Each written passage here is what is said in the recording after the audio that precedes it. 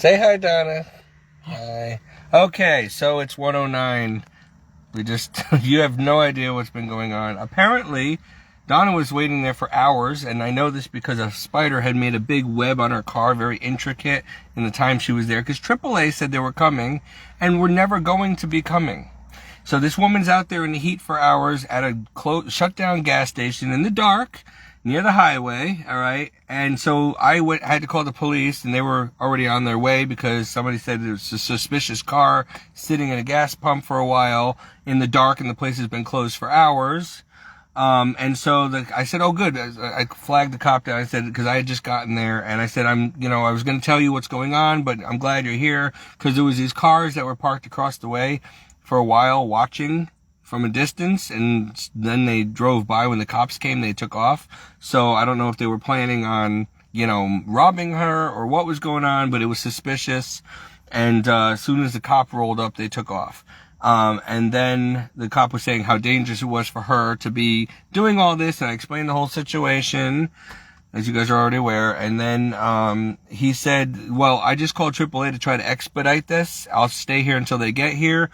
Well, then he gets a call, and he's like, even with the police demanding they come, they weren't coming. There's something going on, and there's no drivers available until at least after 5 a.m. I said, but they told her they were coming. And, well, he's like, they told me that they were not coming, and they weren't planning on coming, and even though I'm a cop, and I told them, I need you here now, the car's blocking a busy gas station pump, and it is not movable. The cop said, okay, you and I tell her to put it in neutral, and we'll try to push it into a parking space away from the pumps. Well, the car won't turn over at all, and we couldn't even get the thing to shift into neutral so the cop and I can push the car. So it's permanently stuck there. He's like, there's a lot more going on with this car than just the battery. He's like, it's seized up.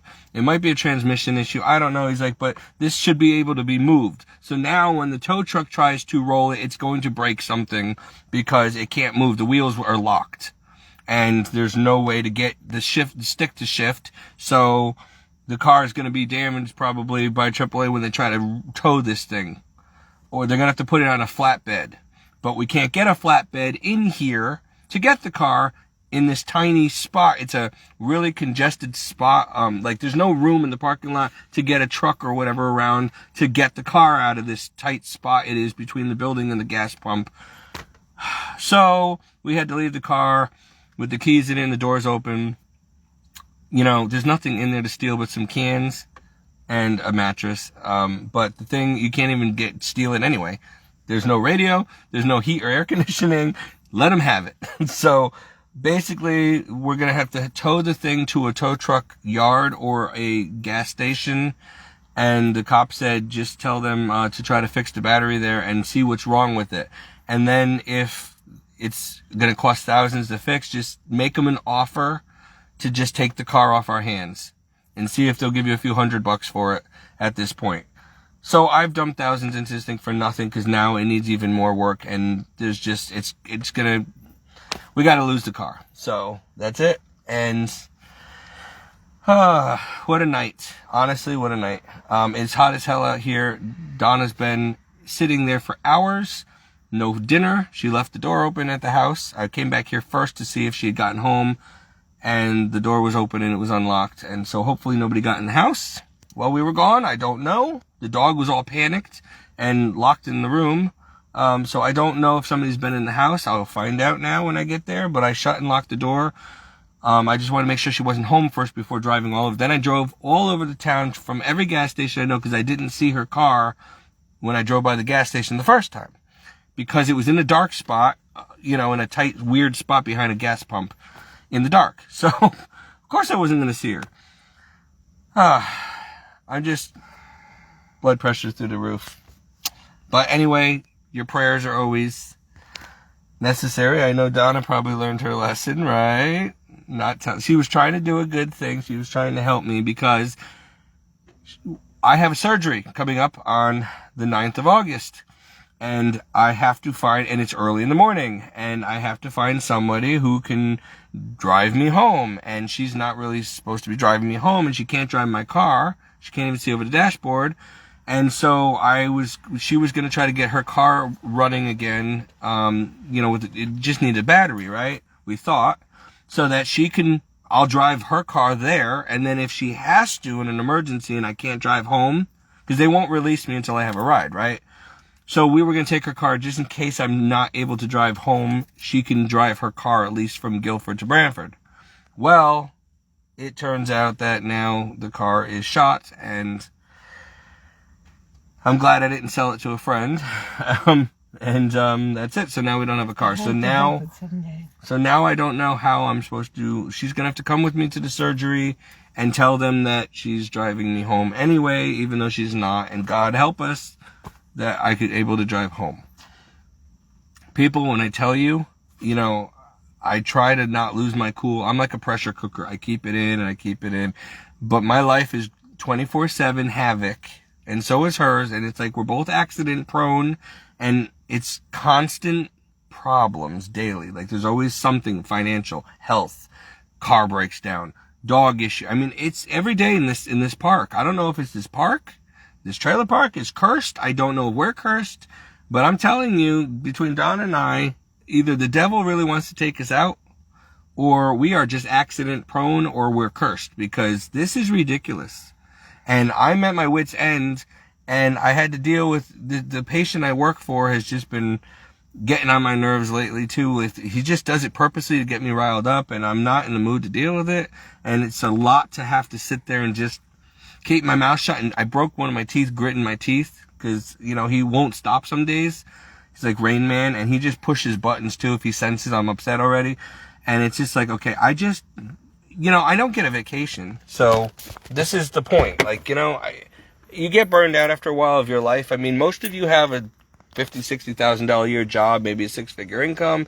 Maybe you have a husband and wife to help with things. Maybe you have, money in the bank, a good car. Maybe you have health insurance. I can't even get my broken teeth fixed, and I got 4 of them, and they're broken, like in half. And there's nothing I can do about it because I don't have money, and Husky don't cover it.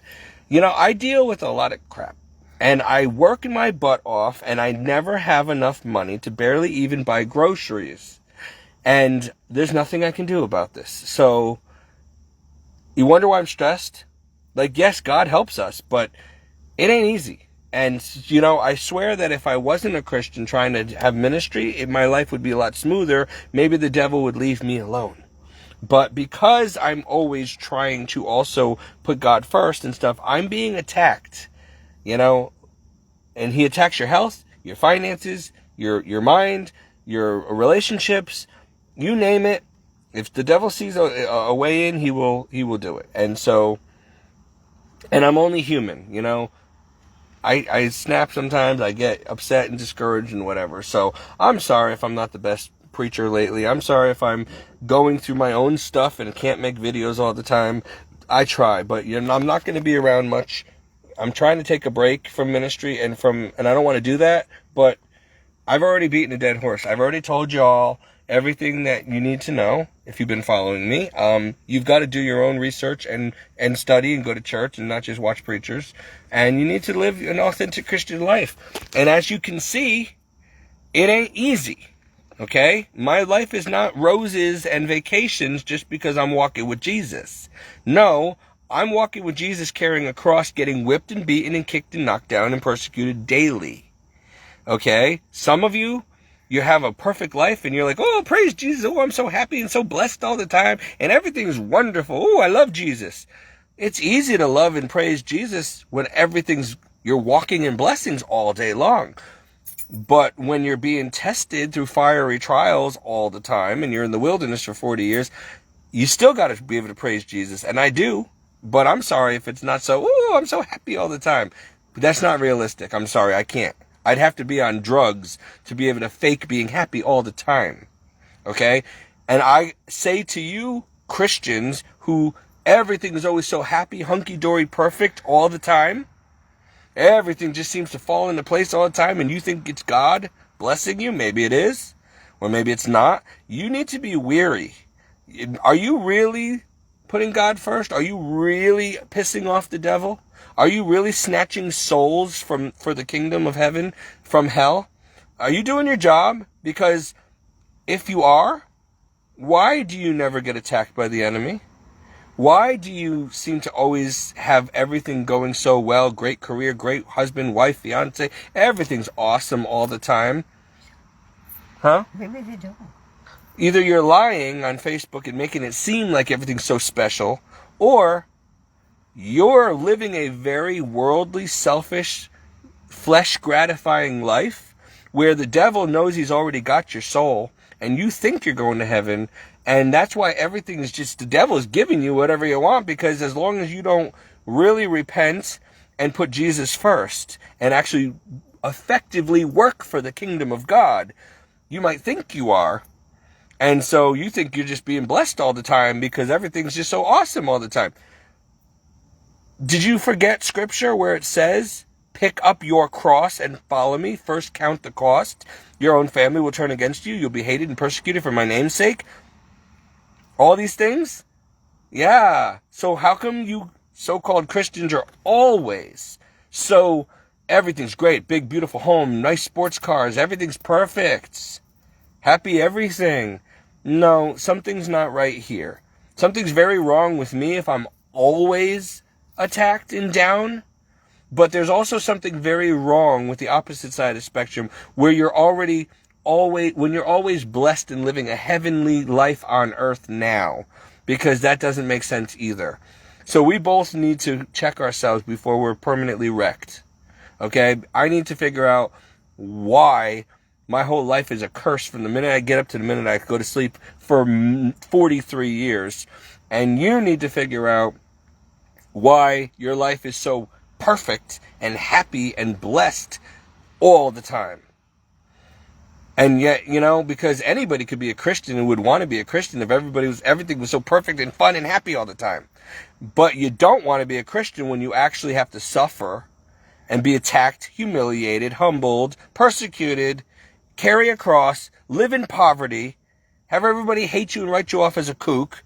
And then whenever you do make a video like this to vent to people so that they might pray for you, and you're just being honest, they whip you and attack you saying, shame on you, you're talking shit about somebody, or oh, you're complaining, or oh, you're being ungrateful, oh, you're being a bad example of a Christian. Damned if I do with you people, and damned if I don't. And you know what? The minute you guys, and some of you, I've had to get rid of you off my Facebook page, because some of you have actually reported me to social workers, and I know you did. And Agency and the Aging, whenever something happens to Donna, I end up getting blamed for it. I get the slack. And I'm starting to realize that. And I think I knew 2 people that work in this field, maybe even 3, that are on my Facebook page that, ever since I removed them, I've had a lot less issues with Facebook and in my life. So, and by the way, a social worker decided to grace us with their presence at 7, 8 o'clock this morning, about a week ago again. Another spontaneous surprise visit to make sure that Donna is okay. Am I beating her? Do I beat you every day? Am I some kind of a wicked, abusive, terrible a person who's taking advantage of an elderly woman and hurting her? Because if I am, then by all means arrest me and beat the shit out of me, because I deserve it. Yeah, we fight, because as you know, and she can admit it, she don't like to be told nothing, and she will do what she wants no matter what anybody tells her. And that's where I have a problem. Like tonight, we got in a big fight, right? Why did we get in a big fight? Because she knew I would not want her doing this, but she did it anyway. And again, and she hates this, but I had to say, I told you so. You're like, I hate that. I wish she was right and I was wrong. I don't like having to get on her case, but she doesn't understand the danger she puts herself in and the trouble. Like, it's after 1 o'clock in the morning, and I was at work and all this drama, and I had to rush through my job and leave and fly over here to help her because she's not good in the heat. She hasn't eaten. The house is open, the dog's home alone, the door's open, she's stuck in her place, she could be mugged, she could have a heat stroke, she hasn't eaten, all kinds of things that she doesn't think of because it's, I can do, I'm fine. But this is what happens every time she tries to do. And after a while, I get pissed because if something happens to her, it falls on me. And then they say, where were you? How did this happen? What negligence? This is what they tell me. This is what the social workers and the hospital has told me about 10 times already the past few years. Where were you? How did this happen? You're supposed to be a caregiver. You know better. You need to crack down on her. Why was she driving? Why did she fall? Blah, blah, blah, blah, blah. And it's always me. And then they tell me, she tells them it's me. So I'm getting tired of being falsely accused. I'm doing the best I can here to go to work every day, to pay my own darn bills, and still try to help her and take care of her and try to have a happy home here. But I can't force her to eat a healthy diet. I can't force her not to have salt or sugar when she's not supposed to. I can't force her to, it's her car, to not take the car out for a drive if she really wants to. Like, you know? So, then why did you do it? If you didn't want to, why did you do it? Okay, so you obviously you were trying to do something, but you had to want to try to do it in order. I don't want to hear the excuses anymore. You should not have done this. I could have done this tomorrow with you. I could have done it. It was no rush, and it was a really dangerous, reckless thing. What if you had gotten in an accident and gotten killed or hurt somebody? Then we'd all be on the street because we'd. I'm not crazy either. Nobody said you're crazy, but I gotta question what goes through that mind of yours when you do reckless things like this and keep getting hurt. It's 90 degrees out right now. You haven't eaten. You know you have heat problems. You know you can't see to drive at night.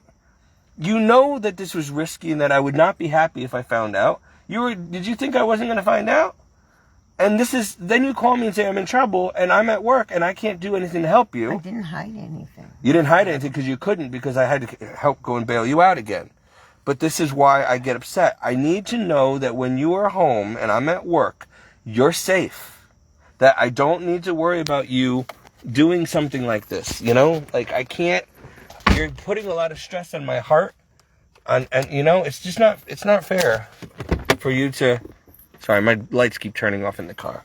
It's not fair for you to keep doing this to me all the time. When you fall and get hurt because you want to take the garbage out, then they're going to look at me and say, well, why was she taking the garbage out? And then you go and tell them, well, he complains that the garbage stinks. But I never forced you by gunpoint to go do it. So you chose to do something and got hurt, and then I get in trouble.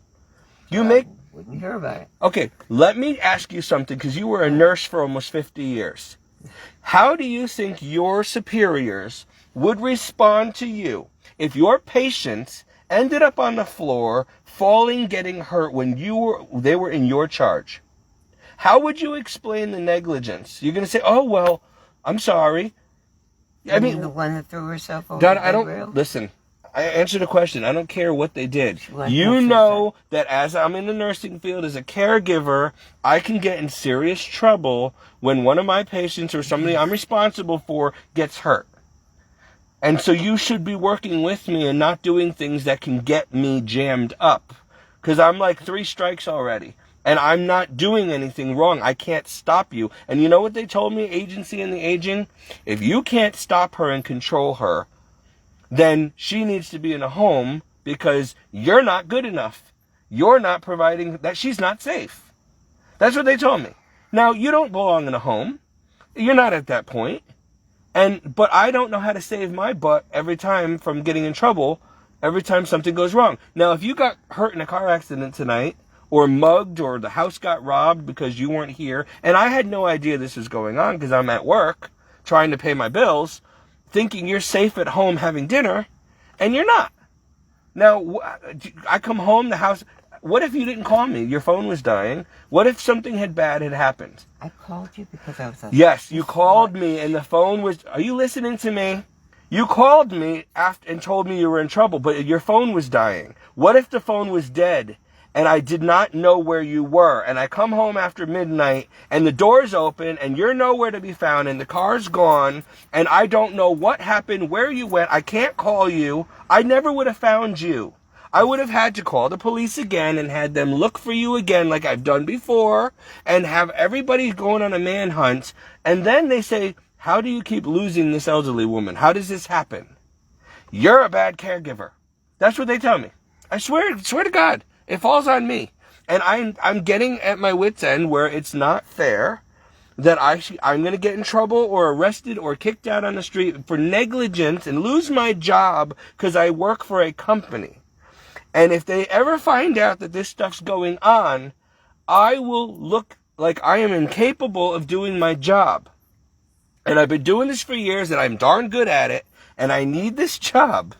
So, please, for the last time, and I'm doing this in front of my friends who already know about the situation, I don't know what else to do, because even the Bible says take it before the church if there's a problem, if they won't listen, whatever. I'm doing the best I can. I've talked to the social workers, I've talked to the doctors, I've talked to my friends, I've talked to the priest, I talked to the police.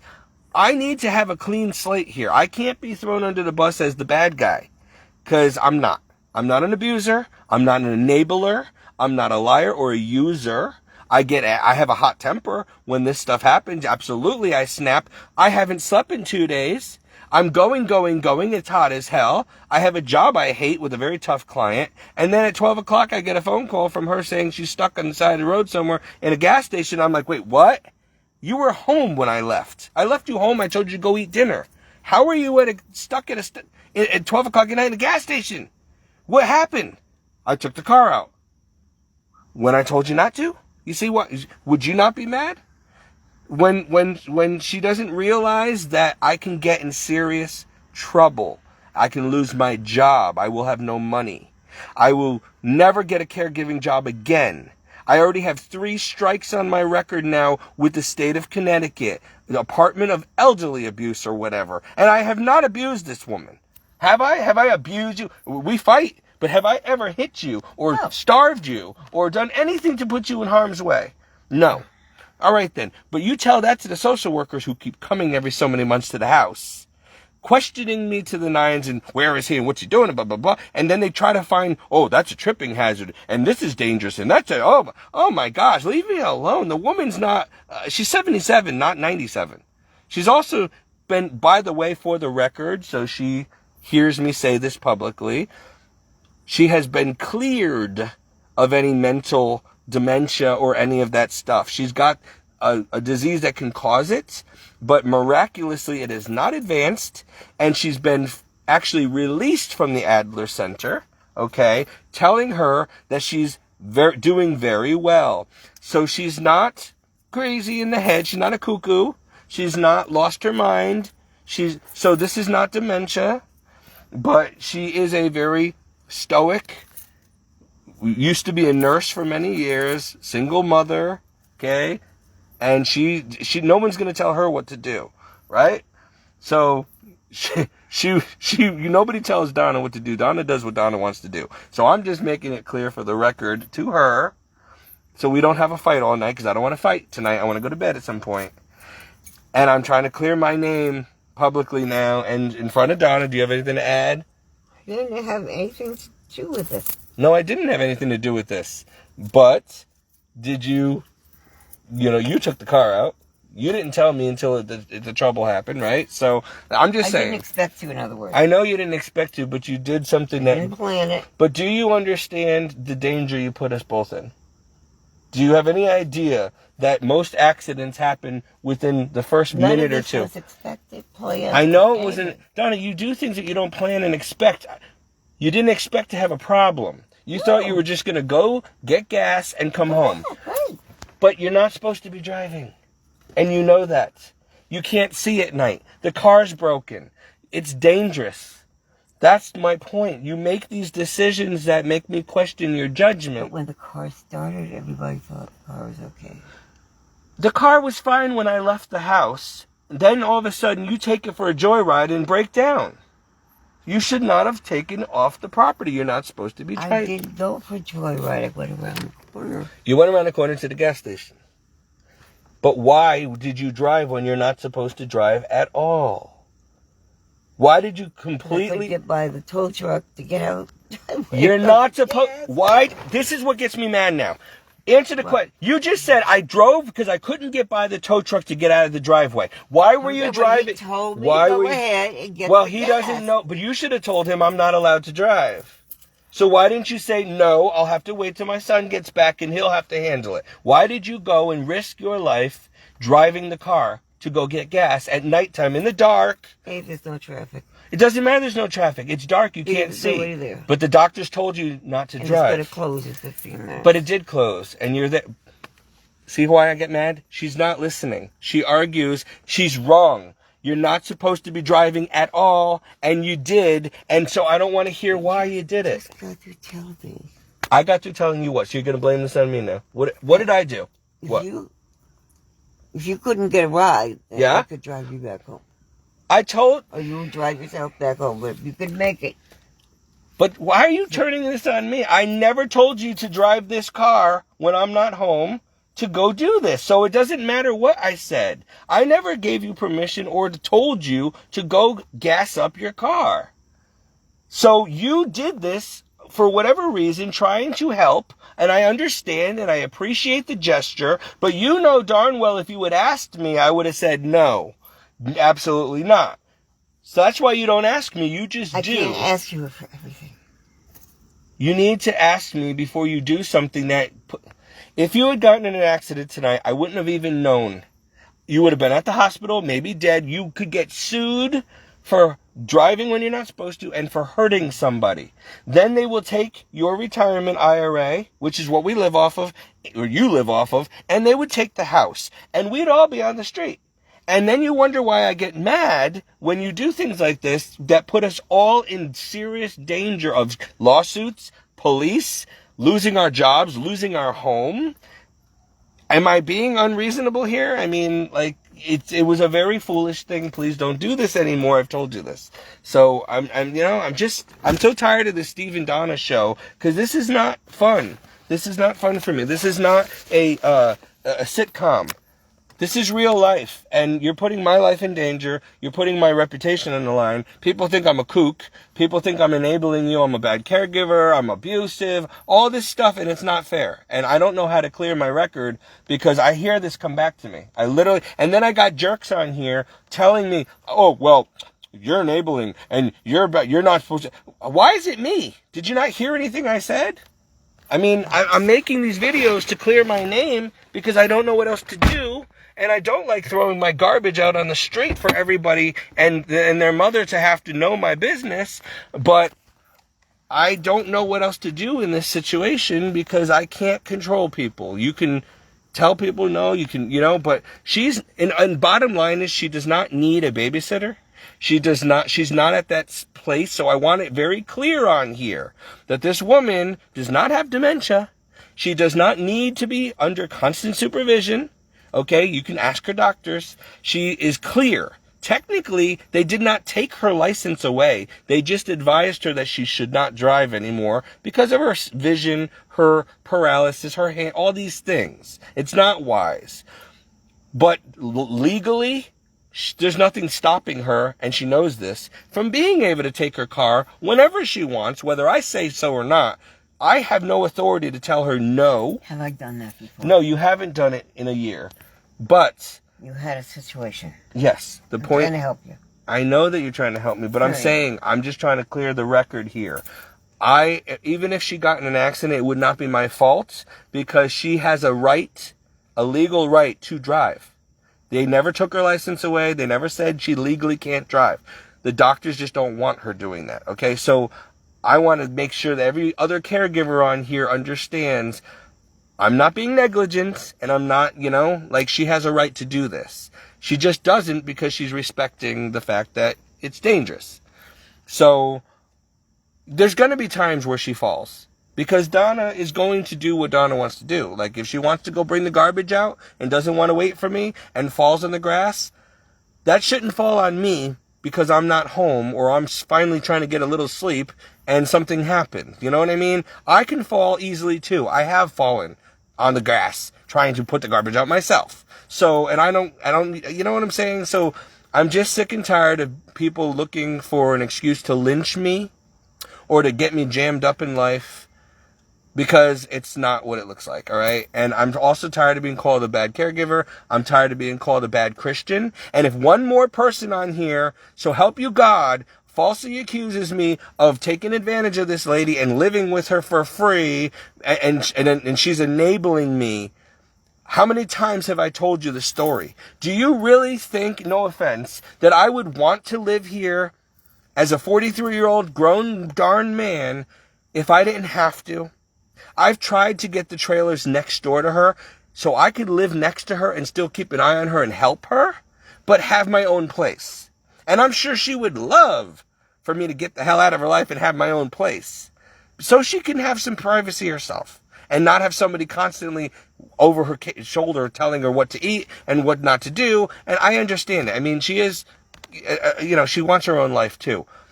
But as a caregiver, I have no choice. I'm just like that. I have to tell her what she doesn't want to hear. Okay, that's just out of love and out of my profession.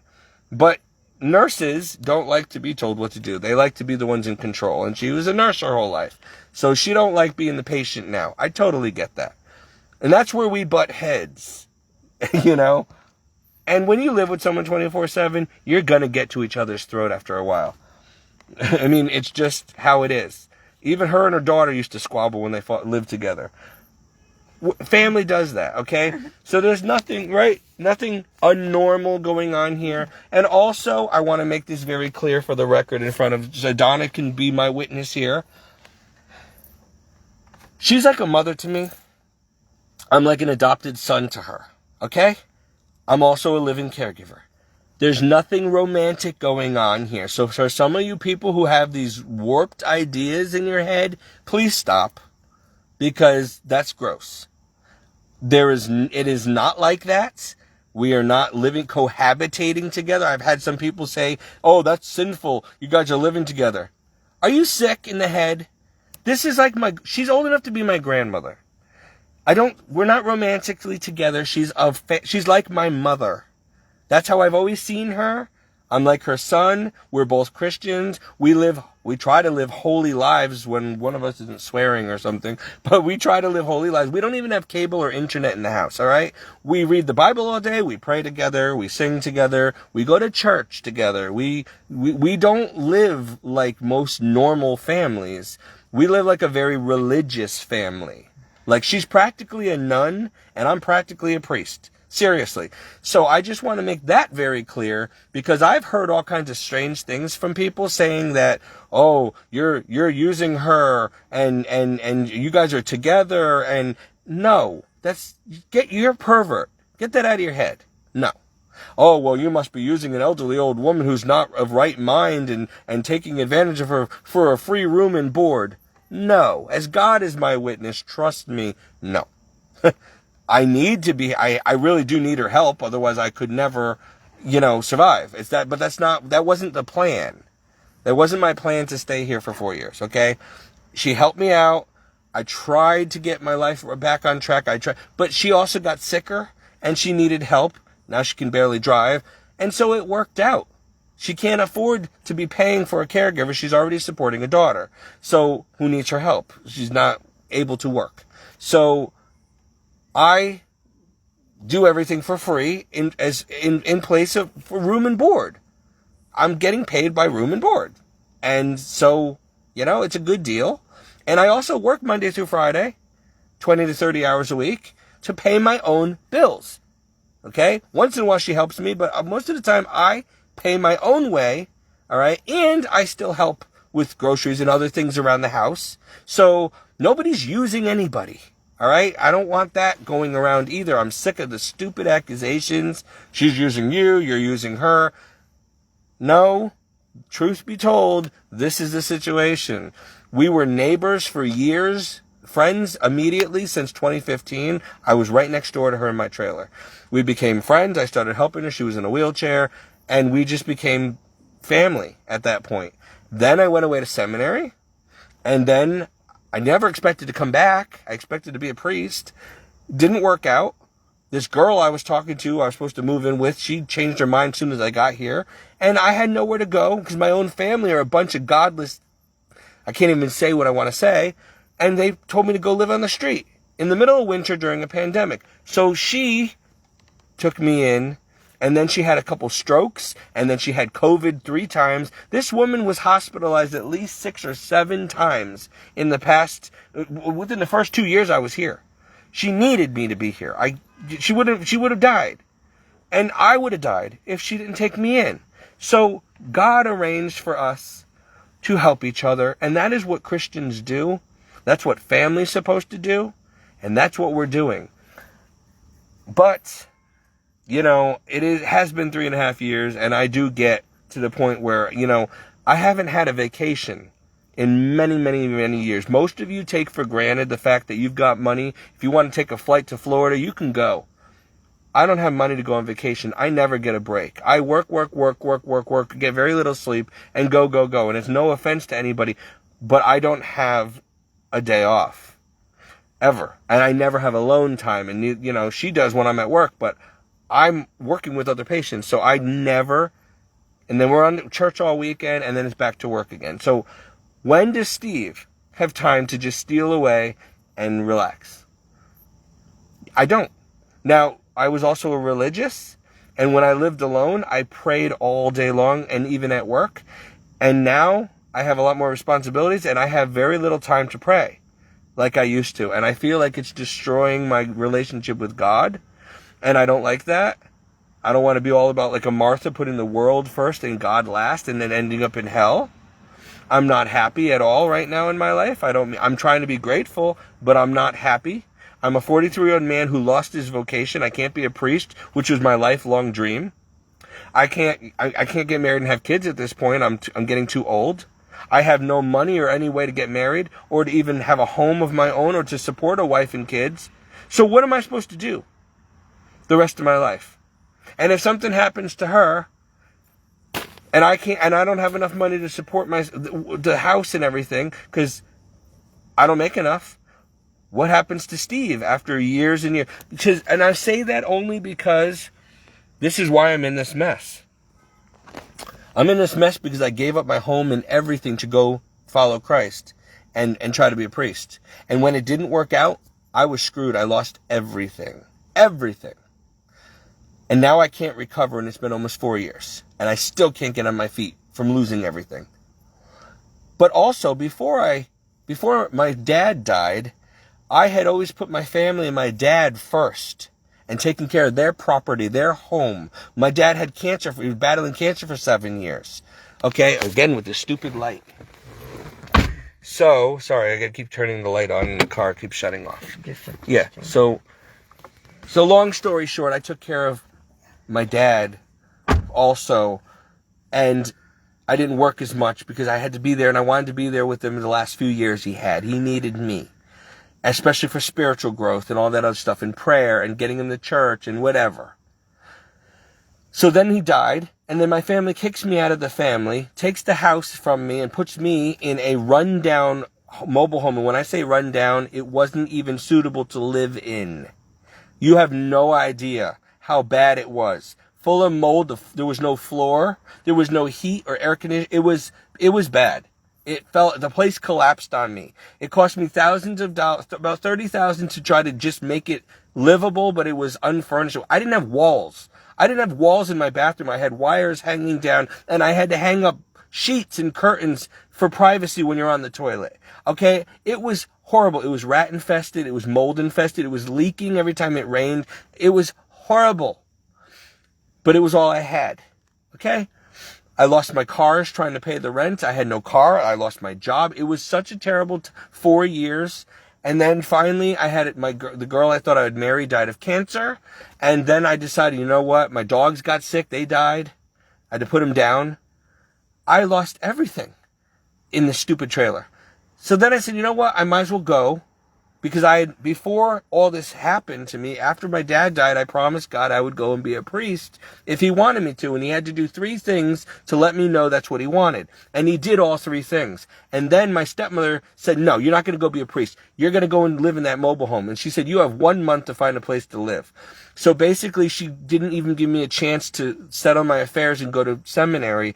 They forced me into this trailer that I could not afford to live in. I didn't have a good enough job or anything. I had all these debts and car payments, and there was no way I can take on $1,200 or more a month. But they didn't care. They wanted that house to be sold to my niece, and they wanted me out of the family. So they basically left me here to die. So I finally survived 4.5 years, and I got a chance to go to seminary.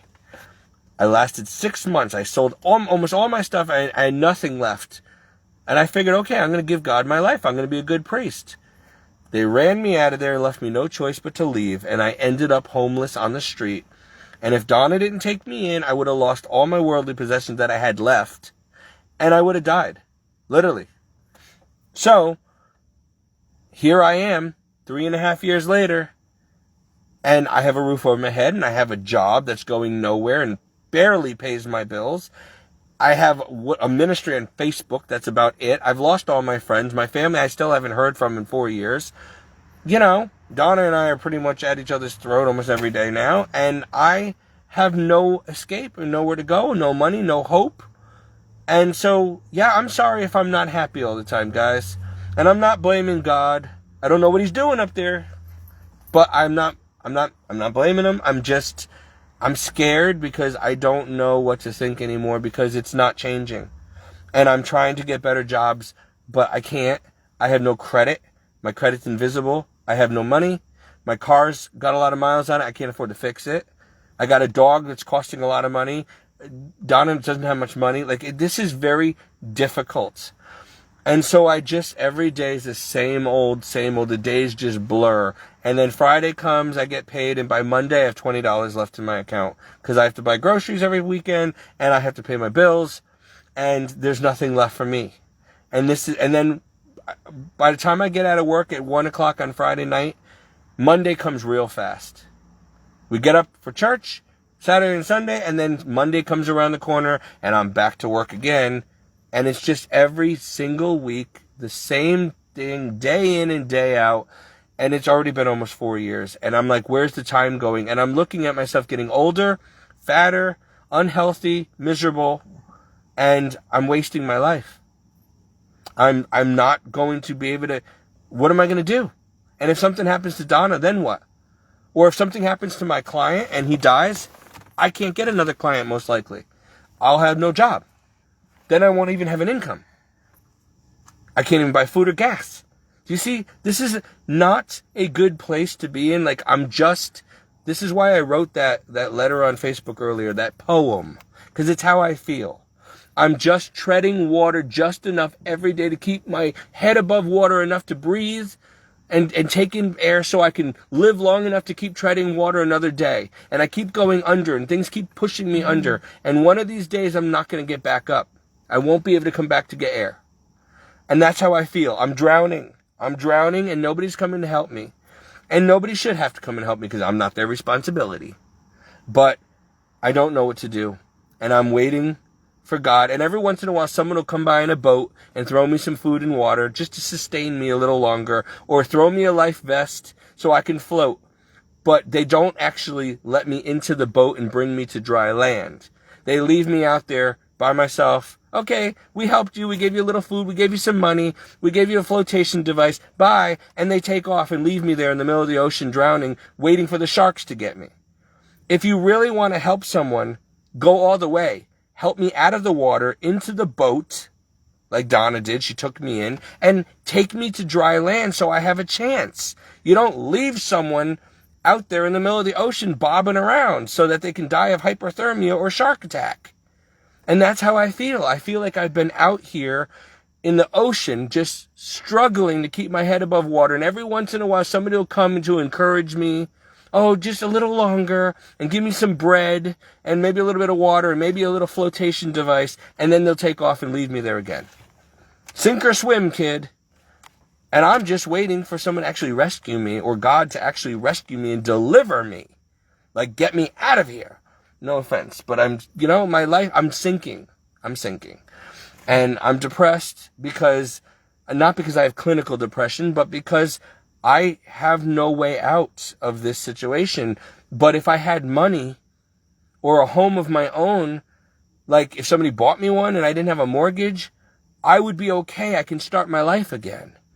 But unless I have a miracle where money comes in or I have somebody buys me a home or I win the lottery, that's it. And this is what I hate, is that as a Christian, it's not supposed to be about houses and money and all that stuff. Money's the root of all evil.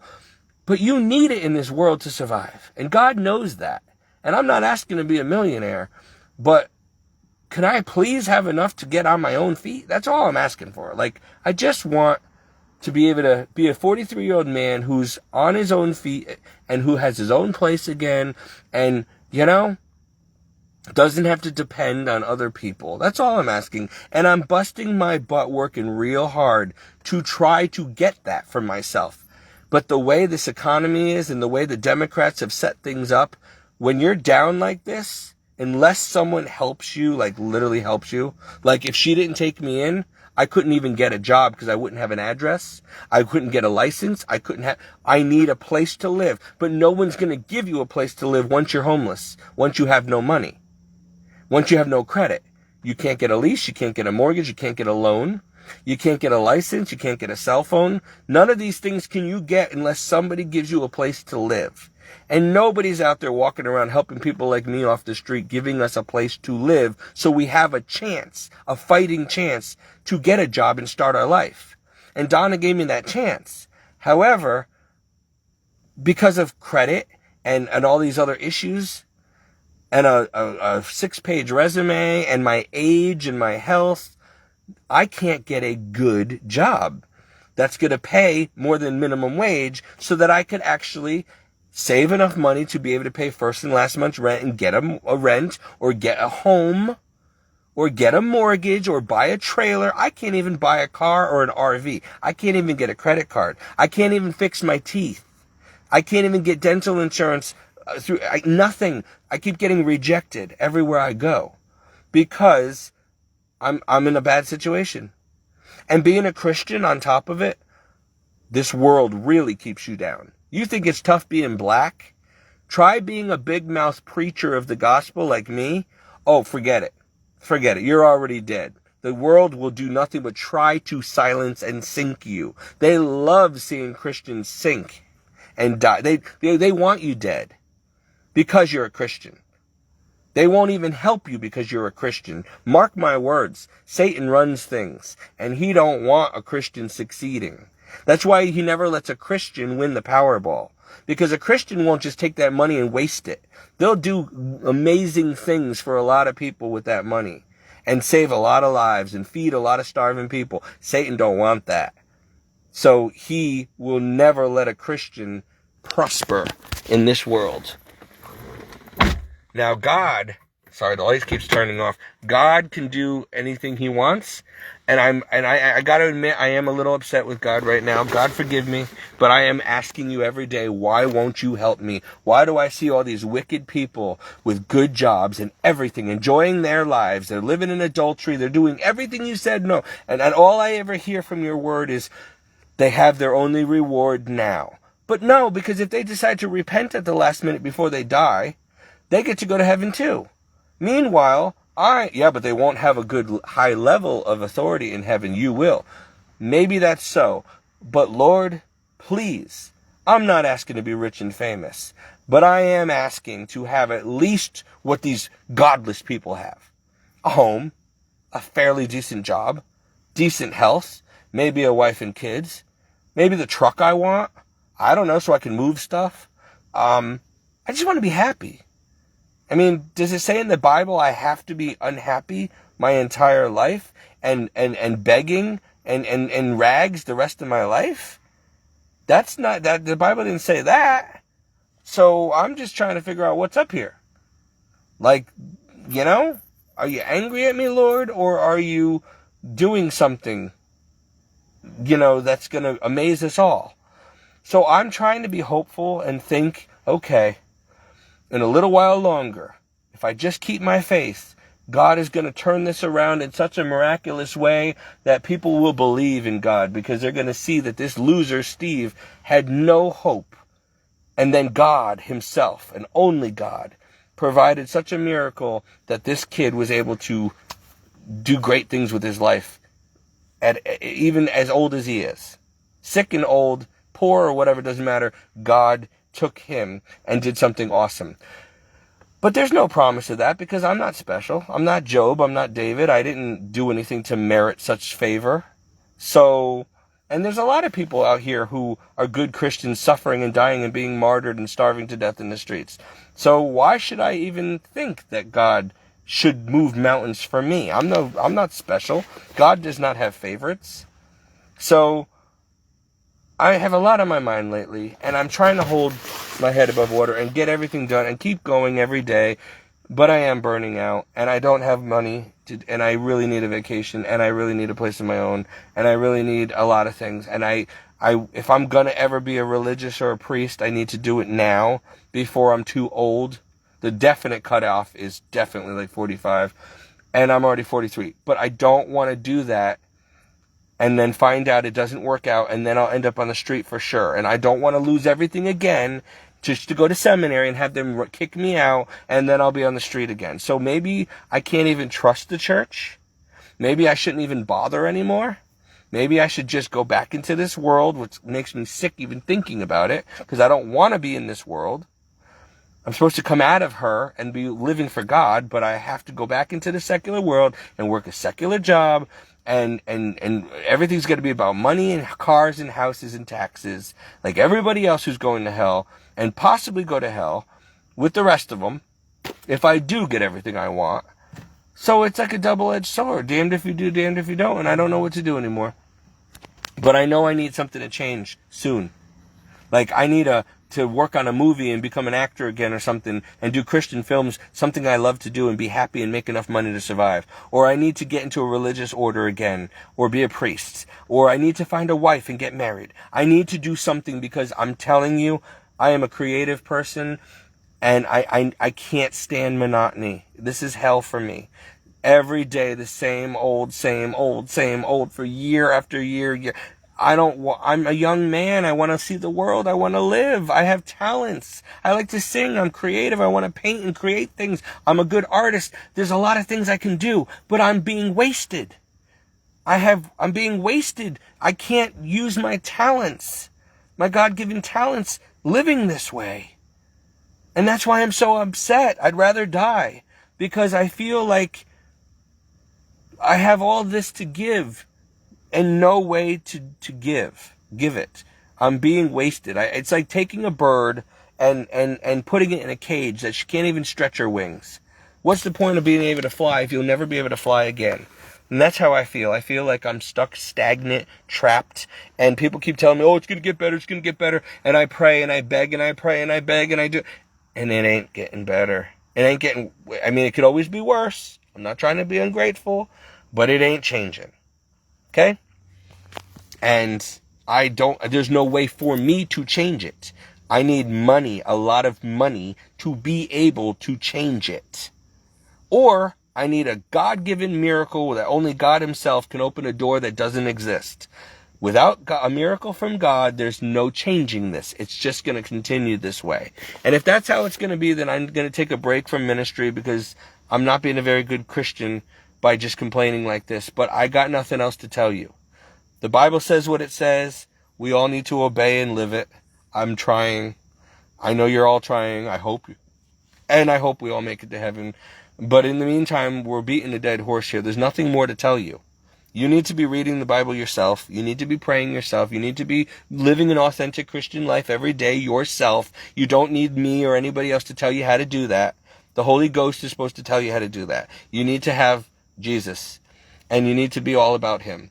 And it ain't going to be, I can't promise you happiness in this life. But if we make it to heaven, we'll all be happy. But in this life, I don't know if we're ever going to be happy again. I don't know. So don't bet on it.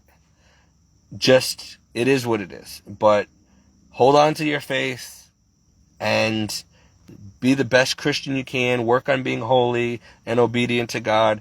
But I'm telling you, if you do that, it's not all good. It's not going to be fun. It's not going to be easy. I'm living proof of that. That just because you're walking with God and you believe in him and you know him and you love him does not mean that you're going to have the red carpet rolled out for you and you're going to be living in a palace and wearing a Rolex and everything's awesome. Quite the contrary. It's going to get hard because you're going to have a lot of enemies. People, your own family, the government, the devil, and trillions of demons. Yeah, That's when you really start living, when you're fighting the good fight the rest of your life, trying to get the prize, which is heaven. And this is why we need to pray for one another, and I need your prayers, because there's no way I can do this out here by myself without help. I hate to say it, but I do need financial help. I do need help. I do need connections. I do need friends, but above all, I need Jesus, and aside from Jesus, I need your prayers. I need your prayers, your fasting, your sacrifices, because I'm your brother out here also, and I need help. I'm man down. Like, I'm telling you now, I didn't want to cry out for help. I was trying, but I'm at a point now where I can't do anything more without help. So, if you want to help, ask God how you can help. I don't know. But I'm stuck. And I'm not going to move forward, backwards, or anything. I can't go anywhere without help. We need to pray. I need your prayers. I need your goodwill. If you're going to send money, that would help. But honestly, $20 here, $100 there, I'm not going to turn it down, but it ain't really going to help me. That's like, that's just pocket change. That's like a little bit, okay, a meal, maybe some groceries, but that's not going to help. I mean, I need something that's really going to help. Like, maybe you guys could have, after all these years, maybe you could have done a GoFundMe page and got me a house. Like, maybe if a lot of you actually did some kind of a charity thing for me and told my story and asked people to help me get home or something, but nobody's done that. Nobody's done that. I'm not expecting you to buy me one, but you could have done some kind of a charity thing or GoFundMe page or something and asked, for help for me. God knows I've tried, but instead it's like, oh, I'll pray for you. I'm glad you're praying for me, but listen, does it look like, look, if your prayers are working, then I don't want to know where I'd be right now if you didn't pray for me. Because I have a feeling that the only reason I'm even alive right now is because of your prayers. If you people stop praying for me, I'm not going to survive tomorrow. I'm telling you right now, there's no way. Because I pray also, and I'm doing the best I can, and I'm trying to help people. I'm trying to help people spiritually. I'm trying to help people physically. I'm trying to do it, but I'm only one person, and I really am limited. I don't even have enough money to even help. I can't even buy food for people now. I put my money in the basket at church. I try to do 10% of my income, which is not much. It's like $20-$30 a week, because I only make like $300 a week. And that's it. I'm a big tipper. Other than that, I don't know what else to do. I really don't. And the stupid lights. Anyway, I gotta go. It's like 2 o'clock in the morning. I gotta go in the house. I'm I'm so wired up and stressed out and tired and aggravated that I'm just venting. You know, I'm venting.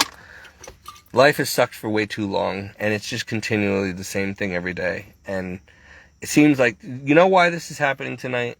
Because I actually made plans with friends to get up really early tomorrow for Donna and I to join some friends to actually go to the beach. So we could actually go to the beach for once and do something fun that doesn't cost money, and have one day, a few hours before church of relaxation. And then this happens tonight, okay? And now tomorrow's going to be a very miserable day because we're going to be exhausted.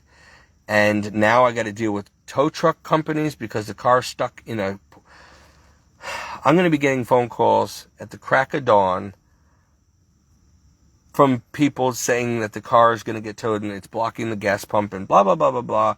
And I got to deal with the police again in the morning and the tow trucks and all this stuff. And it didn't have to happen if somebody didn't decide to do something they shouldn't have done.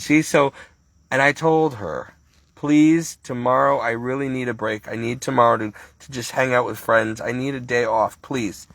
And what happened? This. So now, tomorrow's ruined already, and I didn't even get here. And I was waiting all week for tomorrow to have a day of no stress. Just sun and sand for a few hours. That's all I wanted. To see my friend from high school. It's her 45th birthday. And I just wanted to go and spend a few hours with my friend who I haven't hung out with in years. And just go to the beach. But now, that's messed up. And I want to cry. Because I didn't ask for anything but one couple hours with some friends to go to the stupid beach. I think I worked hard enough to deserve a few hours off. But that had to be ruined. So I am at my wit's end. And this is typical. This is what happens every day, every week. And every time I make plans, which is very rare, but every time I try to make plans for myself, this one does something to, I don't end up getting to do anything. So my weekend is shot again. And even if I do go tomorrow, I'm going to be hot and tired, and I got to deal with all this now, which is going to hold us up, and we're going to get to the beach late, and we all have to be leaving the beach by 2 because my friend has to go to work at 3, and we have to be at church by 3:30, and so we only had a few hours anyway, and the beach is far away, and now I got to deal with all this tow truck stuff first before we can go to the beach, and it screws up my friend's birthday party, and it screws up everything, and I'm whining like a little child, but I'm at that point where I want to cry like a kid because I can't get a break. Ever. I can't have fun ever. I'm not even allowed to have one day, even half a day in the sun. And so what would you do if you were me? How would you feel, huh? How would you feel if every time, and I told her, she's sleeping now, I told her, please don't do anything to mess this up this weekend. Please, I need this. I need to see my friends. You can come with us, but please don't let anything, I'm not doing anything on Saturday. I need a day off for myself to just hang out with friends. She does this. So, tomorrow's ruined. And this is every time. Every time. Not just today. This is about 10 or 11 times in a row now that I've specifically set time apart and said, no, I need this time off. I've taken weeks off for medical leave so that I can rest because I had a heart attack. And this one filled up every day of those days off where I didn't get one thing done for myself that I needed to get done. It was all about her. So I'm just like, I don't know what to do anymore. I'm being a bad Christian if I complain. I'm an ungrateful person if I complain. So I would just love to know how the rest of you humans go 7 days a week, 24/7 for years on end, never getting a day off and never having fun, never having peace, never getting even 6 hours of sleep ever. I get 1 to 0 hours of sleep now a night for many years now. I would like to know how, I mean, it's not more than, the grace of God keeps me going. There's no way a human body could sustain that long. With no sleep for years and years and years like this. God's the only reason my heart's still going. And it's got problems. It's failing me. I'm in heart failure. But I can't do anything about it because this is my life. And every time I try to get sleep, forget it. They're doing construction next to our house now. The water gets shut off. There's always something. A thunderstorm. She sets fire to the kitchen. There's always something. I would literally have to go live in the woods by myself in Alaska to have any peace. And so unless that happens, and I need money, this is my life. So guys, God forbid, but if I die of a heart attack, and that's probably how I'm going to go, don't be surprised, because I'm pushing myself to the limit and there's nothing I can do about it. I'm on vitamins to calm down. I've been on meds. I've gone to therapy. There's nothing more I can do. I pray. If you're in a toxic environment with toxic people, unless you leave that toxicity, you are going to continue being sick. And there's no way for me out of here. It's like it's like a foretaste of hell. I hate to say it, but it's like when you're in hell, there's no escape. And I feel like I'm already 1 foot in there. Like this is hell already. Like a foretaste of it, where, if I do end up in hell, it's going to be out of the frying pan and into the flames. But I'm already in the frying pan and I can't get out. And that's how I feel. I mean, God forgive me, but I don't know how else to explain it. This has been going on for 43 years. And I don't see how it's going to change without a miracle. And I have done everything I can think of humanly possible on my end, and I'm at the end of my rope. So maybe now the Lord will rescue me, because there is nothing left for me to do but wait on him and pray and hope. But I'm telling you, if he doesn't send help, this is it. This is my life. This is my life. If I'm lucky, I'll live another 10, 20 years in this monotony and just die of a broken heart. But I'm afraid that if this continues, I'm wasting myself, and then I'm not going to make it to heaven, because God's going to say, you didn't get married, you didn't have kids, you didn't go to seminary and become a priest. What did you do? Like, you really didn't do anything for me and my kingdom, really. Like, I created you to be a priest and you blew it. I created you. You could have been a husband, or what? You didn't. Like, what did you do? Everybody else, even the wicked, the godless, they're making millions. They're successful. They got wives and kids. They're populating the planet. They have careers that actually, like doctors and lawyers, they do something. They're firemen. They're police. What do? You wipe butts and clean dishes. You know, you preach on Facebook for free. Like, what did you do with your life that was worthy of heaven? And I'm going to stand there crying, ashamed, with empty hands, saying, you're right. Nothing. But God, I tried. But how can I stand a chance when my whole life is a ring with Mike Tyson? I'm in the ring with Mike Tyson, and I keep getting knocked down, and every time I get back up, knocked down again. And that's how my whole life has been. It's just one bad thing after another, and I keep getting up. I keep showing up, but I don't stand for very long. And if something comes and knocks me down, I got to get back up again. And every time I get knocked down, it's another delay. And now this has been a 3.5-year delay. And I don't know if I can get up anymore, honestly. I'm just literally this close to just begging God to kill me in my sleep and just get going with this, because I don't see how I don't see a light at the end of this tunnel. There's no more doors to open. There's no more. I don't have money. This is it. This is all I've got. Like, literally, I can't leave this job. I can't get a better one. She is too needy for me to be able to work full time. I can't leave her full time. You see what happens when I leave for 4-hour shift? A 4-hour shift, and this one's driving around town, getting into trouble. So I can't leave all day. I don't know what to do. And she gets me mad because she doesn't work with me. She doesn't listen. She doesn't just do as she's told and eat what she's told. She's got to eat what she's not supposed to. She's got to take the car. She's got to do things that she's not supposed to do. And so it causes me, every day I'm stressed. I go to work and I'm worried, oh gosh, what's going to happen now? I'm going to be home. I'm only going to be gone 4 to 6 hours. What's going to happen when I come home and the house is a mess, or she fell, or the dog got sprayed by a skunk, or the dog escaped, or the car. It's just every day. And it never ends. And I never usually complain about it, but now I'm complaining about it because I have to vent. I have to tell somebody, because I don't think you people really realize my life. And I'm really not trying to complain or be ungrateful. I'm sorry. I'm trying not to be a bad Christian here. But I am only human, and I can only go so much. And I need to talk to somebody too. And I don't have friends. This is all I've got. I complain to God all day long. He's probably sick of hearing it.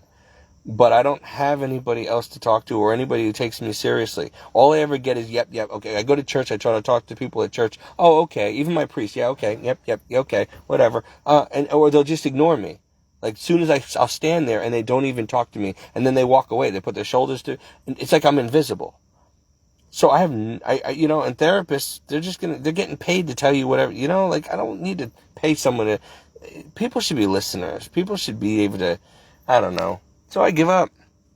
And now I vent on Facebook once in a while, because otherwise, for my own sanity, and it's only making you guys feel worse about me and making me look like a fool, and you're probably gonna, not even like me anymore because I'm telling people this stuff about me and being too honest. But if that's how you feel, I don't care. I don't need you then.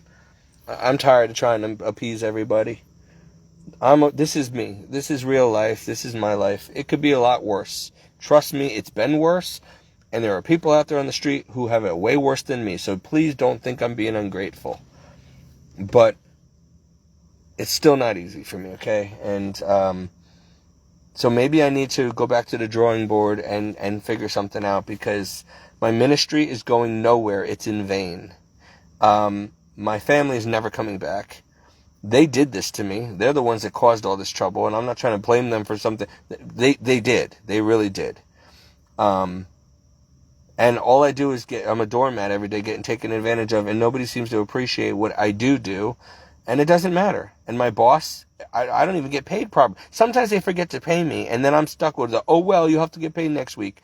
Oh, well, how am I supposed to get through the week? Oh, well, not our problem. You're lucky I don't quit.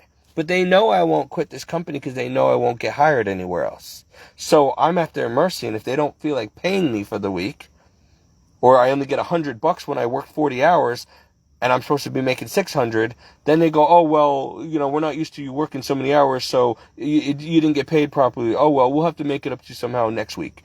But no, I have bills to pay this week. Oh, well, it's Friday. We're all leaving the office early. We make our $56,000 a year. We ain't worried about it. That's your problem. And this is how I get treated by my company. And then they say, if you have a problem, just quit. If you don't like it, just quit. Go work somewhere else. That's what they tell me. After I bend over backwards for my clients, and you tell me if I don't like it, then I'm not getting paid, then just quit. And you wonder why I'm upset every day? How would you feel? Would you stay working for a company who treated you that way? Do you know why I stay? For 2 reasons only. 1, it gives me the flexibility I need so that I can help her and I can take care of my own health issues. And 2, because the client I have really needs me and really loves me and doesn't want me to leave. And his family's been good to me. So out of loyalty, and I'm trying to bring him to the Lord. So I stay, but I could have a better job, even part-time. I'm sure there's a job out there that probably pays $20 an hour for part-time. But I stay because I'm a good person, a Christian, and I'm committed. And this guy's already 87 years old, and he doesn't have much time left, and he really would not be able to handle losing me. Like, I'm his only friend. He doesn't have family. They're far away. Like, I'm it. I'm all he's got. And so I stay for his sake, even though he drives me crazy. And I stay because it gives me the flexibility I need. But it's not paying my bills. So, and I, as a Christian, I don't want everything to be about money all the time. But it is. Everything down here is all about money. And I'm sick of it. Sick of it. That's why when they push the mark of the beast, I will die before taking it. Because I am not going to be enslaved to hell for money. No way. That's where I draw the line. You're going to take everything from me anyway. I really don't have anything for you to take. So go ahead. I guess I'll starve with a bunch of other Christians, and that's it. Because I am no way in hell am I going to let you force me into taking a mark so that I can work for you as a slave. Yeah, you can go back to hell where you came from, Satan, because no. My life has been a slavery enough, and enough is enough. You're actually doing us a favor. When that mark of the beast rolls out anytime now, the real Christians who are going to heaven, we're not going to take that mark. So therefore we will die or be martyred. And you're only doing us a favor by getting us out of this shithole so we can go home sooner than later and be happy for once and be with God. And we're not going to be a slave to money anymore because we won't have any, because you're going to take it all away from us if we don't accept the mark. If you don't accept that mark of the beast, you will lose your home, your job. You won't be able to go into a store or get food or anything. They'll take your bank accounts, your IRA, your retirement fund. Everything will be taken from you. You won't be able to buy, sell, trade, or own anything without the mark. So Christians, get ready to be poor just like me, because we're all going to be beggars on the street if we don't take that mark. But if you do take that mark, you will go straight to hell. So you better get ready to die poor and hungry like me, like so many of us already are. See, for me, it'll be easier than for a lot of you, because a lot of you, you're Christians, but you have a home and a 401k and a retirement fund, and you got money in the bank, and you get to have comfort and luxury and air conditioning and a nice home and a family and friends and a 6-figure income and social security and disability, and you have food and you have everything you need. You're living comfortable lives. But that's because you got money and you worked hard. You worked your whole life for that money. But it doesn't matter, because soon as this satanic government decides to push the mark of the beast, you will either take that mark in order to save your life, and you'll go to hell. Or, if you don't take the mark, you'll lose your life, and all your money, and your home, and you'll make a lot of enemies, but you'll save your soul. And most of you will end up taking that mark because you're going to do what Jesus warned you not to do. If you try to save your life, you'll lose your eternal life. But if you're willing to give up your life, you'll gain eternal life. That's what he meant by that. There's going to come a time for every real Christian where they're going to be martyred or persecuted or forced to take the mark of the beast. And if you don't make the right decision, if you're not willing to starve and die for Christ, as he died for you, and you take that mark, you will never go to heaven. You will be in the lake of fire when you die. So, maybe the Lord's just doing me a favor. Why give you a house and money and all these things now just to have to take it away in a year, Steve? Because the mark of the beast is coming next year and you're not going to take it. So that means that as soon as you have a house, you're nice and comfortable, then you're not going to be able to keep it. The government's going to take it all away from you again. You're going to be put in a concentration camp like the Nazis did to the Jews. So why bother? Well, if the mark is coming that fast, but Lord, if it's not coming for another 5, 10, 20 years, can I please at least know what it's like to have a house before I have to die? I mean, I'm not asking for much. So again, the Lord doesn't care about comfort, luxury, worldly things. He gives you and me only what we need to survive one day at a time so that we can serve him. He does not care about us being famous, comfortable, happy, going on vacations, all that stuff. If you get to have those things, those are blessings, but for the most part, God said he would provide our every need, but he did not say how, and he did not promise a happy life. So I'm going to end this broadcast, and I'm going to try not to make another video for a long time. And I know that these videos that I made tonight are only going to bite me in the ass, forgive my language, but I know how people are, and there's a lot of people on my Facebook page just waiting to kick me while I'm down, waiting to report me, waiting to get me in trouble at work or call the elderly services or whatever. They just wait for the opportune time for Satan to use them to make my life even more harder and miserable than it already is. You watch. And so why give them fuel for the fire, right? Don't make the videos, don't tell people the truth, and then they won't use it against you. Because I'm tired of having to pussyfoot around jerks. These hellbound wolves in sheep's clothing, you wicked people who claim to be friends and Christians, you're not.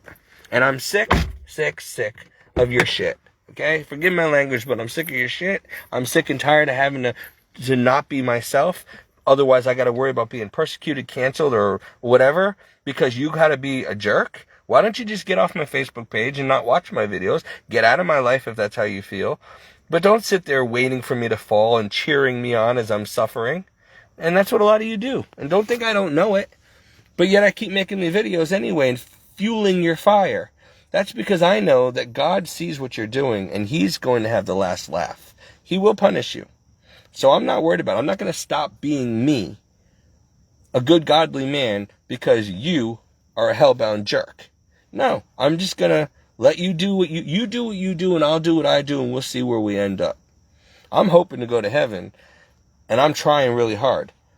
Some of you, you're not even trying, so I don't know where you think you're going when you die. You're going down, most likely. I'm not judging you. I'm just saying, if you're not living an authentic Christian life, you ain't going to heaven either. And I'm trying. God knows I'm trying.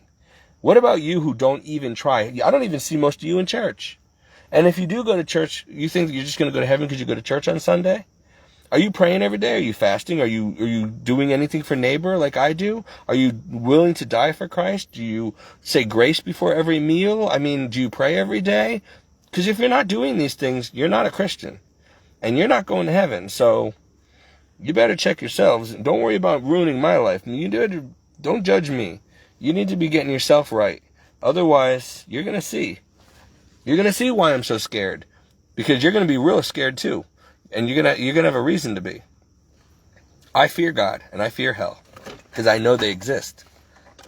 And I fear a lot of things that are coming on this earth.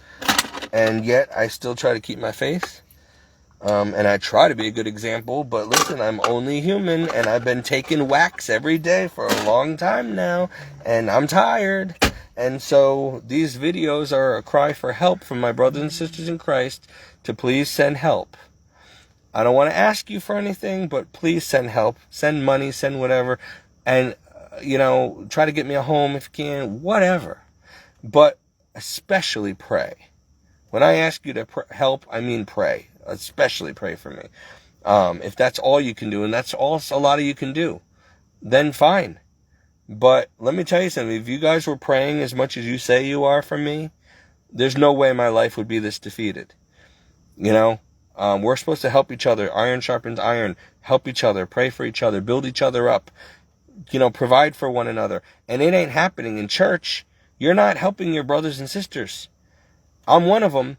And I've been out here alone for a long time now, struggling. And I try not to say nothing. But now it's to the point where I'm like, okay, I need a little reinforcement here. I need some friends. I need some help. I need whatever. I definitely need some prayer because it's getting to a point where I can't carry my cross on my own right now. And even Jesus fell 3 times and needed help. I need help carrying my cross now too. I help others all the time carry their cross. Now I need help. I used to be a lifeguard until I was 31, and I saved people from drowning. But nobody was ever there when I was drowning. God was. But do you know that I almost drowned 4 times, and miraculously I ended up on the beach? But nobody was there to pull me out of the water. So God, or my guardian angel, did. But yet, here's somebody who risked his life to save others from drowning. And during my whole life, I've always helped people. I've nursed them. I've been a caretaker. I've been a preacher. I've led souls to Christ. I've been praying for the dying in hospice. I hold them as they're dying in my arms. I lead them to the Lord. I get help once in a while, but most of the time I look around and when I need help and there's nobody. And I'm getting kind of tired of that. Because I give my whole life to you people, to everybody, to help people. Spiritually, financially, physically, constantly going 7 days a week. But every time I look around when I need help, I gotta beg, kick, scream, make guilt-ridden videos, pray my heart out. Like, why? Like, why? It shouldn't be so hard for me when I need something to get it. You see what I'm saying? Iron's supposed to sharpen iron. If I'm sharpening you, start sharpening me. If I'm praying for you and dedicating my life to God for you, do something for me. Like, I hate to have to ask, but now I'm gonna. Now I understand why all these stupid preachers are making millions of dollars. They ask. Ask and you shall receive. I don't want to ask for money for my ministry. But these people are driving around BMWs and living in mansions off of your money, off of your tithe. They're making money selling books and visiting stadiums. And you people are putting thousands of dollars into their ministry. I don't ask for a darn thing from you. And I need it to literally survive, to literally get a home. I don't even have my own home. To fix my car, to feed my dog. And I don't ask. So maybe that's why I don't have anything, because I don't ask. But guys, I shouldn't have to ask. You know me. You know my situation. You've watched enough of these videos. I tell you everything.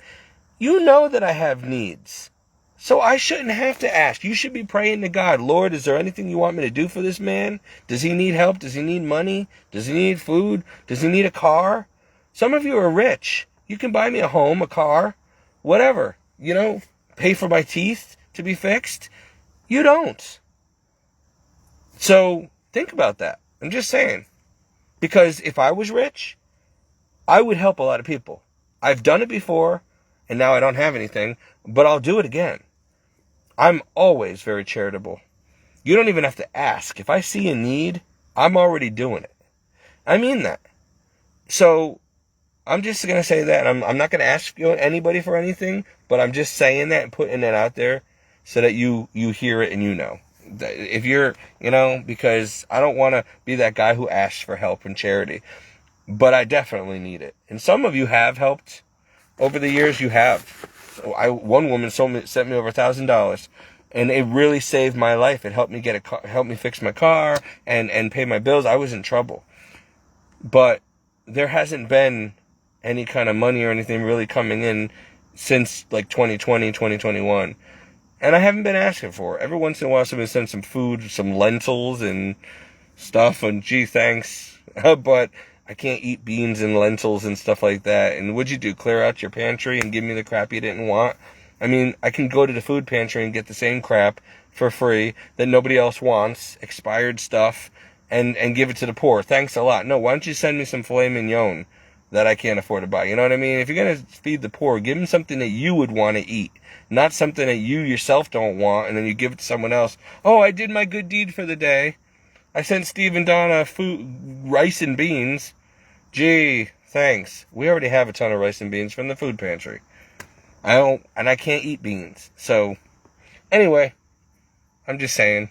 I'm not trying to be ungrateful. It's just, it's getting a little pathetic now. And, people just need to be aware and think. Would you send Jesus rice and beans, or would you send him something better? If Jesus lives in me and in you, if I'm really your family in Christ, your brother in Christ, don't send me crap.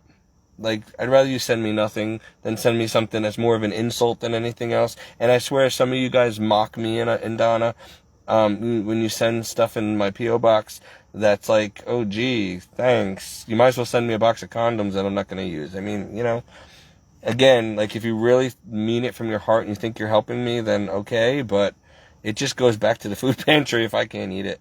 So, yeah, basically that's it. So, I've said what I said, because I guess I'm getting tired of waiting. God forgive me. But maybe I need to make my breakthrough happen instead of just waiting for it to fall out of the sky. Because I really am doing the best I can. And I know none of you want to hear that or believe that, but I am. And God knows I am. So, at least pray for me that God helps me and delivers me. And I just want to die happy, I'm tired of being depressed and miserable and having to fake my smile and be happy for all of you.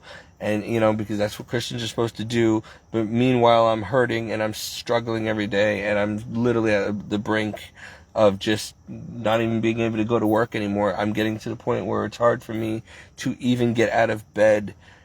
Well, I'm so tired because I'm never sleeping. So that's probably the problem. And my memory's having memory issues too, because I'm literally not sleeping and my brain is getting Alzheimer's here. But, yeah, it's been going on this way for too long now. And I didn't do anything to deserve this, and I want it to stop, and there is no way for me to make it stop, and so I'm reaching out for help. So that's it. There you go. If you do what you want to do, pray on it. I don't care anymore. But I'm taking a break from Facebook, and the stupid car light keeps shutting off. So I gotta go. My battery's dying, and it's really late, and I'm done venting because it's not going to do any good anyway. But now you know. Alright?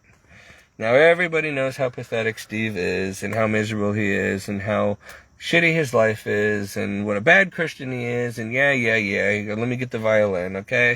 It is what it is. I'm not gonna lie to you people, and I'm not gonna sugarcoat it, and I'm not gonna pretend to be someone or something I'm not.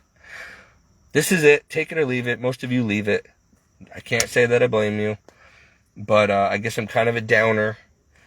But just be happy that you're so happy and content in life and everything's going great. But it ain't so easy for your fellow man, for the rest of us poor folk down here. So, all I've got is my faith. And I hope and pray I don't lose that one day. I can't lose it because I know what I know. I know God is real, but I'm not being a very good example of a Christian anymore. I'm just tired, guys. I'm so spent. I need a break. I need something good to happen for me, because I just can't fake it anymore. I can't fake being happy. I'm not happy. And I'm not trying to be ungrateful. I should be very happy and grateful for what I do have. God forgive me for not being happy, but I'm just so tired of the same old monotony, and I'm stagnant, and I just want a better everything. I want a life. This is not a life. I'm just surviving every day. I'm not doing much for the Lord. I'm not doing much for anybody else anymore. I'm just stuck. And, you can take care of other people, but you got to take care of yourself too. And I'm not taking care of myself. I'm not doing anything that makes me happy because I don't have money to do anything to make me happy. So it just stinks. I mean, if I wanted to paint pictures and do artwork, I don't even have the money for the art supplies. I can't cook or make desserts because I'm not supposed to eat them and because I don't have the money for the groceries.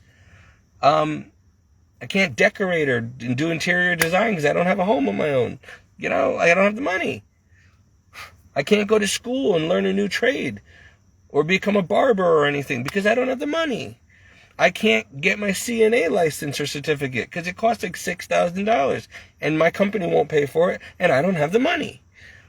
And I don't make enough to get loans because I can't afford any more bills. I just don't even have enough to even get by every month. My bank account's in a negative a couple times a month. I barely get by, and all I have is a cell phone bill, a car, gas, groceries, life insurance policy, things I need. I have nothing I don't need. I don't have credit cards. I'm not in debt. I have no debt. But I literally have $5 to my name in my savings account, and whatever money I just made this week, I think I have $338. And some of that, 25 of that was already in my account before I got paid. So I got about $300 paycheck again this week. That's all I have. I'm not joking when I say that. I start wearing my scrubs all the time now because I can't fit into any of my clothes, and my clothes all have holes in them. I can't even afford clothing. I'm not complaining. This is no way to live. There's no way somebody can. You can be grateful, but you can't exactly be happy all the time when if I was a religious person living in a monastery and all I had to wear all day was my cassock or my monk clothing, that's a different story. But I'm not in religious life. I have to live out in this world. And therefore, I need worldly clothes and stuff for interviews. I don't even have a suit or anything that fits me. I don't have anything to really live in this world the way everybody else lives. There's no comforts or luxuries. There's no decent clothes. I wear the same outfit to church every weekend because I don't have anything else and nobody believes in me. Why are you always wearing the same thing? Because that's all I have. And I don't have the money to buy anything else that actually fits. And I'm trying to lose weight so I can wear clothes from when I was 20 that I have in storage, which is probably moth-eaten by now and full of mold. But I would wear it anyway because I would, if I could fit into it, but I'm fat and I can't get the weight off. So it is what it is. And I shouldn't even be complaining because there's people out there who don't even have this much. So I have enough to survive, but nothing else. There's no quality of life. There's just life. So that's me, and that's it. That's why I'm unhappy. Maybe I'm wrong to be unhappy. I don't know. But is it wrong to want to have a little fun in life, to have friends, to maybe be able to go to the beach without feeling guilty or without a problem that prevents you from getting there? Is it wrong to want to go to a restaurant once in a while or go see a movie? Is it wrong to... come on. How would you feel if you were a single 43-year-old man who does nothing but work 7 days a week, 24/7, and never had a vacation, and never got to buy clothes, and never got to have any fun, and never got to do anything? Just every day the same thing, like you're a slave, like a prisoner. Well, that's my life. And it's been that way for a long time. Like, gosh, going back to before my dad died. And that was back in 2013 he died. So I'm tired, guys. I am. I'm sorry. I don't mean to be a downer. I just had to say it. So I can go back tomorrow. She's laughing. She thinks it's funny. Tomorrow I will be an actor again, and I'll pretend everything I just said tonight didn't happen, and I'll go back to my daily grind and try to be positive, and that's it. But now you know the whole truth. So that's it. And it's not going to change anything, I know. But I feel better, I guess, finally being able to vent, because it's been building and building for a long time. And I just want people to know the truth. Not for sympathy, not for money, just so they know. Then if you don't like me, if you've actually watched this whole video and you decide you don't like me, then get off my Facebook page, please. Don't stay on it for drama. Get off my page and go do something with your life. But if you do feel for me and actually like me or maybe relate to me, good. I want genuine people in my life. I don't want a lot of friends. I just want a few real friends. And I don't want a ton of fake Christians in my life. I want real, heaven-bound, God-loving and fearing, brothers and sisters in Christ. I want the real deal, or I don't want anything, okay? I'm so tired of this deception, the BS, the fake people, the drama, the trouble. I'm just tired.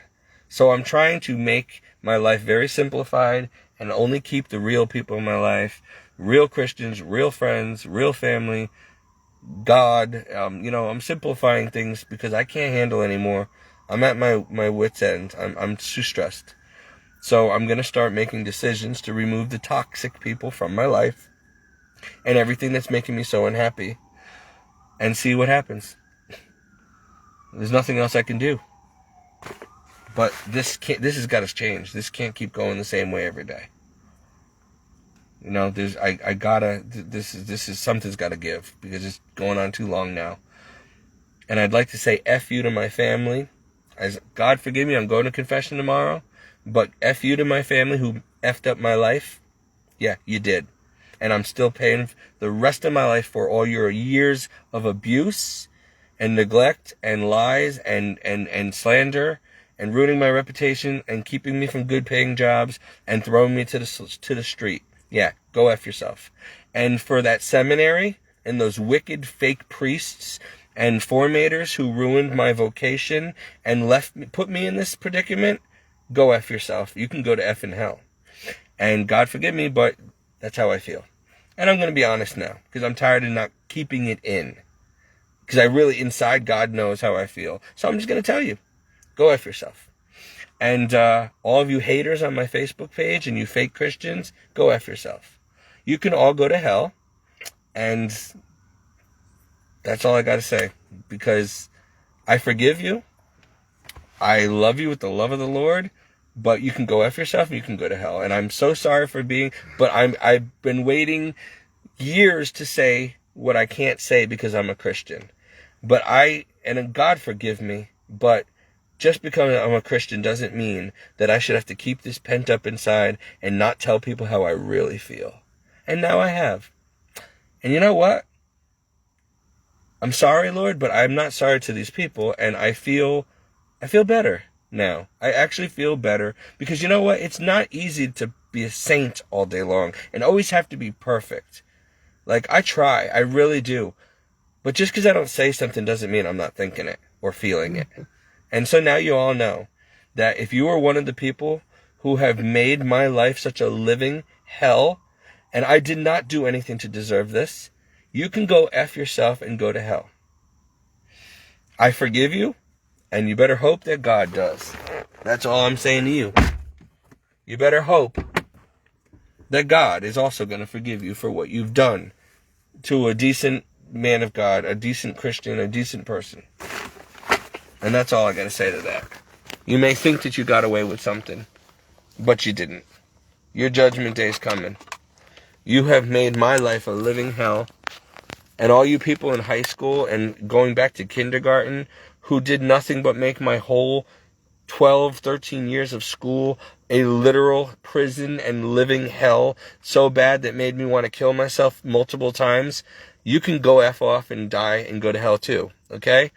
I forgive you. I've had to forgive you, but the damage you've done is lifelong. And then my family, who also was not there for me and hurt me in so many ways and did nothing but speak curses upon my life instead of blessings and encouragement. You can go F yourselves also.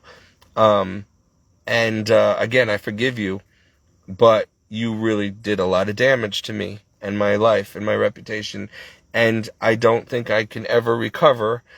And it would literally take an act of God to get me out of this pit now of 43 years of abuse from many different people, employees, employers, co-workers, family members, friends, school classmates, teachers.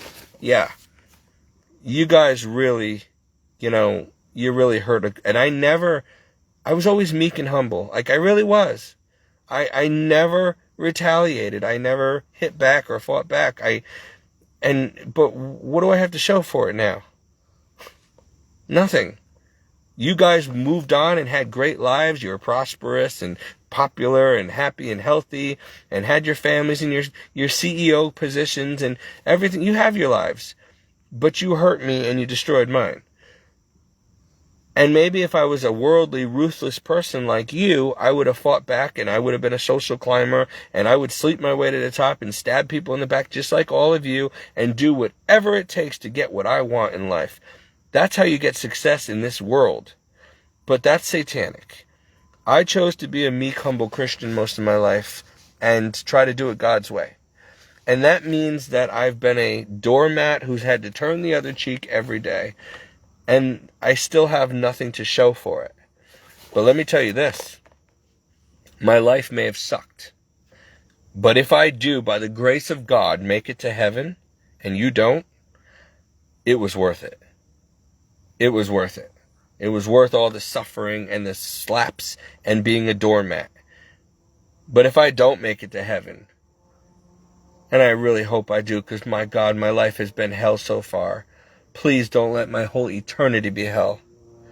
Then, man, I'm going to be down there with you. And you're going to be I'm not going to be a happy camper. And I will get you, when I'm in hell with you, I'm going to make you pay for it. So I hope we don't find each other all in the same place. I hope we all make it to heaven. But if we don't, you might have forgotten all the things you did to me, but I didn't. And we'll have all eternity to pay you back.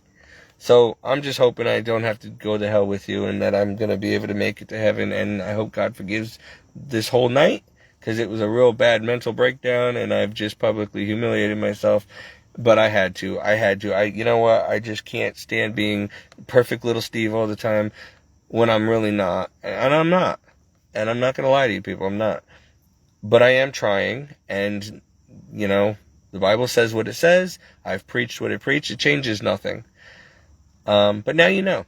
So now you can make a decision whether you want to be my friend or not, whether you think I'm a real Christian or not. At least you have a lot to pray for. At least you know now what I need prayer for, okay? So you could either unfriend me and say, oh, this guy's a crazy loser and get rid of him. Or you can say, you know what? Let's be real Christians and help him. And I really hope you're going to do that. I hope you're going to be real Christians and pray for me and help in any way you can. And that's all I got to say. So, good night.